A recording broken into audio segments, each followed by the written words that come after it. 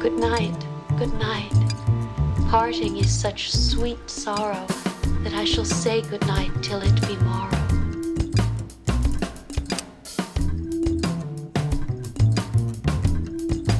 내일의 만남을 위한 오늘 밤 짧은 작별이 얼마나 야속한가. 사랑이라는 강력한 감정에 휩싸여서 애가 타는 이들에게는 단 한순간의 헤어짐도 영원한 작별과 다를 바 없겠죠. 이런 작별의 속성에 대한 명확한 묘사를 위해 독창적으로 고안해낸 모순되는 두 단어의 만남, 달콤한 슬픔. 모두가 맞다라고 공감하긴 쉽지만 고안해내기는 쉽지 않은 표현이죠. 이 뛰어난 문장을 이 세상에 탄생시킨 창조주는 누구일까요? 다양한 인간의 감정과 특성을 정확하게 짚어내면서 하나의 국가보다 더 위대했고 현대 영문학의 참된 효시가 되었으며 우리가 지금 의식하지 못한 채 사용하고 있는 수많은 문장과 표현의 창시자, 바로 윌리엄 셰익스피어입니다. 앞서 나온 대사는 너무나 유명한 로미오와 줄리엣에서의 줄리엣의 대사죠. 그런데 여러분은 셰익스피어의 삶에 대해선 얼마나 알고 계신가요? 잘 모르시는 것도 당연합니다. 실제로 남아있는 셰익스피어의 기록은 그리 많지 않으니까요. 누구나 알고 있지만 실은 누구도 실제를 알 수 없는 작가 셰익스피어. 전 세계의 도서관마다 그의 작품들 혹은 일생에 대한 논문들로 넘쳐나지만 막상 생전에 남긴 친필은 겨우 6개만 남아있습니다. 오늘의 영화는 모두가 알고 있다고 생각했으나 막상 잘 알지 못했던 작가 셰익스피어의 말년의 이야기를 다룬 영화 All is True입니다.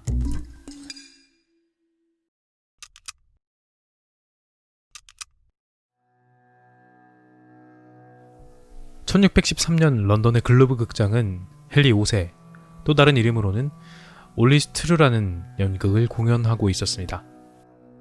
그러나 공연 도중 극장이 화재로 전소되고 극장의 운영자였던 셰익스피어는 런던에서의 활동을 그만두고 곧바로 귀향길에 나섭니다. 고향에 돌아온 셰익스피어를 기다리는 건 자신을 손님 취급하는 아내 앤, 독실한 청교도 신자 존과 결혼하여 행복하지 않고 답답한 결혼 생활 중인 큰딸 수잔나, 그리고 28살이지만 아직 결혼을 하지 않은 채 말끝마다 아빠에게 불만인 둘째 딸 주디스였습니다. 그러나 이들보다도 더 먼저 보고 싶었던 것은 모든 유산을 물려주고자 했던 죽은 아들 햄넷 셰익스피어의 무덤입니다. 17년 전 11살의 나이로 흑사병으로 사망했죠. You scarcely knew him. I knew him.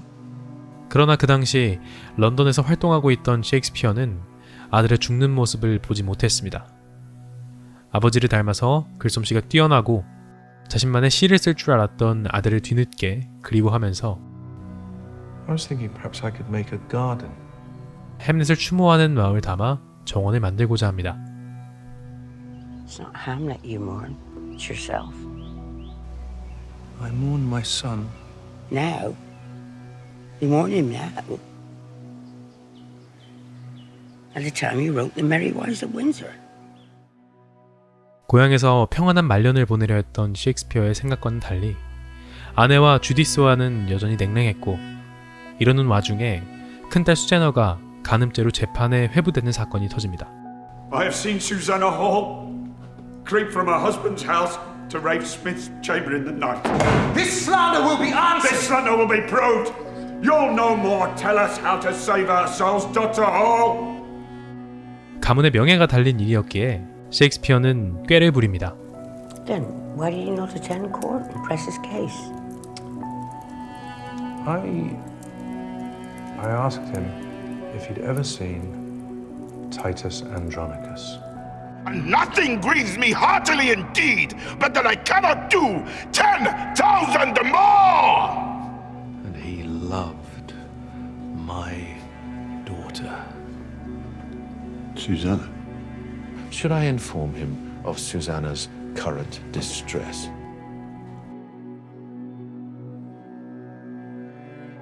Well, I saw Titus. Aaron was played by the sweetest chap you'd ever hope to meet. He was a lovely fellow. 이렇게 한 고비가 넘어갑니다.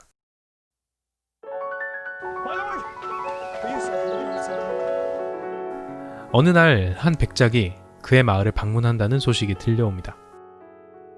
사우샘턴 백작은 일전에 셰익스피어의 소넷에서 의미심장하게 언급되어 세간의 호기심을 불러일으켰습니다. And after they'd read them, they kept asking, who are they? Who is this dark lady so in love with? They were just The poems. handsome man? They were just poems.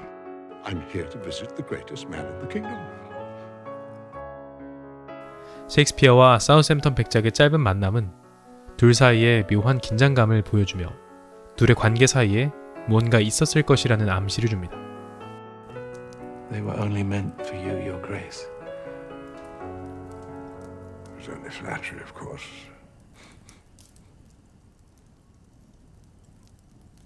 You must write again, Will.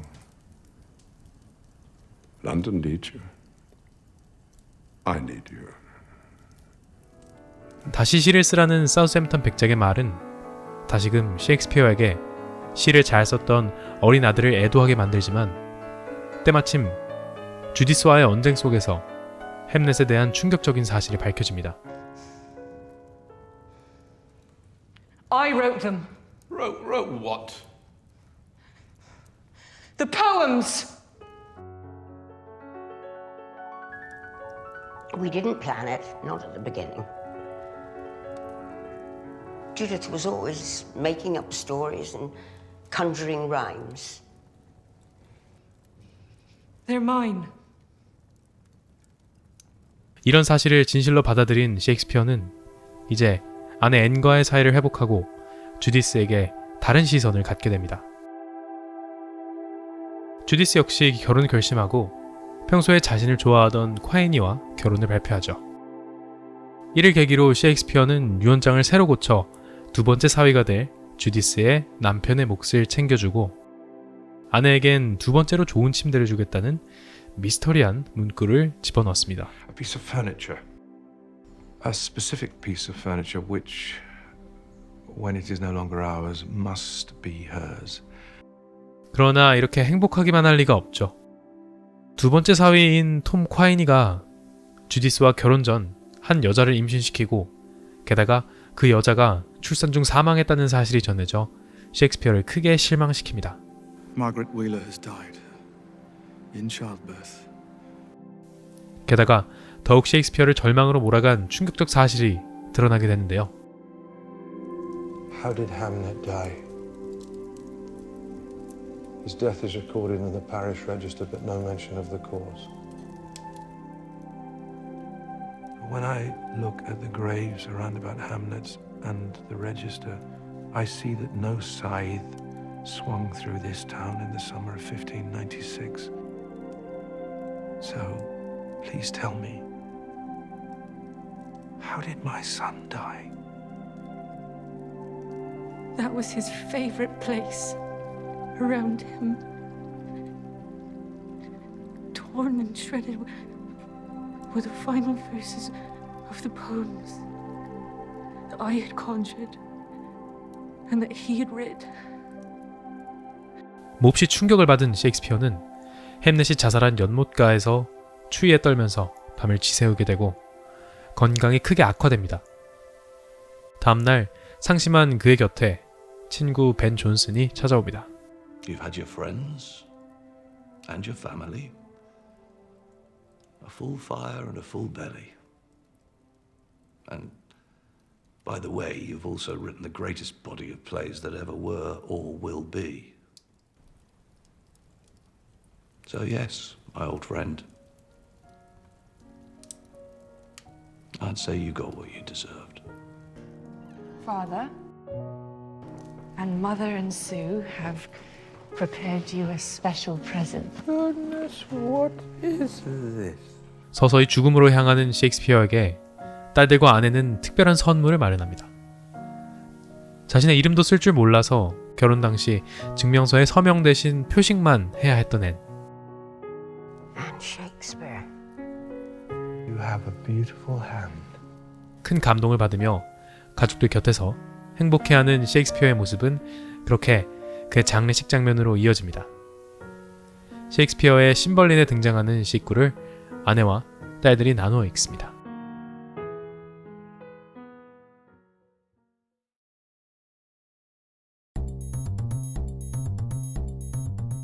올리스트루는 셰익스피어의 말년, 더 정확하게 말하면 1616년에 사망한 것으로 알려진 그의 남은 일생 3년 동안의 일을 다루고 있습니다. 관련 기록이 거의 없다 보니 영화의 시작도, 영화의 전개도 모두 작가와 감독의 지식에 기반한 상상력에 의존해야 하는 영화였죠. 이렇게 되면 감독은 자신의 창의적 상상력이 그럴듯하게 관객을 설득시키기 위해 승부수를 던져야만 합니다. 누구도 생각지 못했던 시나리오? 철저한 고증에 의한 완벽한 세팅? 아니면 감독의 뛰어난 기량? 이것들도 중요하지만 보다 결정적인 승부수는 사람에게 있었습니다. 영화 안에서 살아 움직이며 눈빛, 손짓, 혹은 잠깐의 등장만으로도 관객을 순식간에 영혼까지 16세기로 데려갈 수 있는 전설적인 셰익스피어 전문 배우들이 있습니다. 케네스 브래너는 감독 그리고 주인공 셰익스피어의 역을 연기했습니다. 영국에서 가장 오래된 전통을 자랑하는 왕립 연극학교를 졸업했고 20대 때에는 왕립 셰익스피어 극단에서 배우로 활약, 데뷔 초기 때부터 셰익스피어의 작품에 출연했고 지금은 자신이 졸업한 왕립 연극학교의 총장을 맡으면서 자기 이름으로 극장을 설립한 남자입니다. 1981년 불의 전차에서 배우로 1988년에는 영화 12화를 통해 감독으로 데뷔를 하였습니다. 1989년에는 영화 헨리 5세의 감독과 주연을 맡으면서 아카데미 감독상과 나무주연상 후보로 동시에 지명되었습니다. 주디 덴치는 셰익스피어의 아내 앤 해서웨이를 연기하면서 퉁명스럽지만 실은 남편에 대한 속 깊은 사랑을 지닌 캐릭터를 보여주었습니다. 전 세계 셰익스피어 추종자들의 뮤즈이자 이미 60년 전부터 영국 연극계의 스타로 수많은 셰익스피어의 작품을 해왔으며 현재 아메리칸 셰익스피어 센터의 고문이자 영국 셰익스피어 스쿨 재단의 후원자입니다. 대학 졸업 후에 셰익스피어의 햄릿의 오피리아 역으로 데뷔하신 분이니 셰익스피어에 대한 대쪽 같은 사랑을 알 수가 있죠. 그 이외에도 몇 가지 사실을 더 알아보자면 먼저 키가 155cm의 단신입니다. 꽤 작죠. 우리가 이 작은 키를 인식하지 못했던 것은 그녀의 카리스마가 거대했기 때문인 것 같습니다. 두 번째, 007 영화 7번 출연의 최다 출연 기록을 가지고 있는데 이만큼 출연한 배우는 제임스 본드 역으로 7번 출연한 로저 무어가 유일하다고 합니다. 주디는 이 시리즈에서 카리스마 있는 남성적 캐릭터인 M 국장 역을 완벽하게 연기함으로써 영국을 넘어 전 세계인의 사랑을 받게 됩니다.